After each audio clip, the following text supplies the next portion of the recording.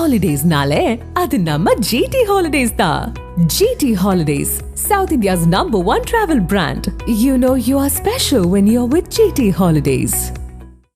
கூட்ட நெரிசலில் 41 பேர் பலியான துயர சம்பவம் நடைபெற்ற 12 நாட்களுக்கு பிறகு கரூர் வேலுச்சாமிபுரத்தில் இயல்பு நிலை திரும்பியது.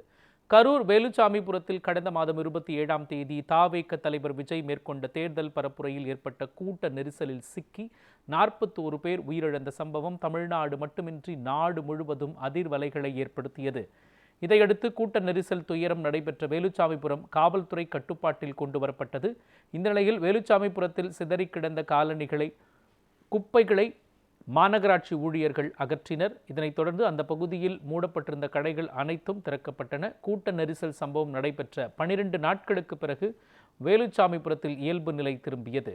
கடந்த 12 நாட்களாக கடைகள் திறக்கப்படாததால் தங்கள் வாழ்வாதாரம் பாதிக்கப்பட்டதாக கூறியுள்ள கடைக்காரர்கள் மற்றும் வியாபாரிகள் தங்களுக்கு அரசு மற்றும் தவேக சார்பில் இழப்பீடு வழங்கப்பட வேண்டும் என்றும் கோரிக்கைகள் விடுத்திருக்கிறார்கள்.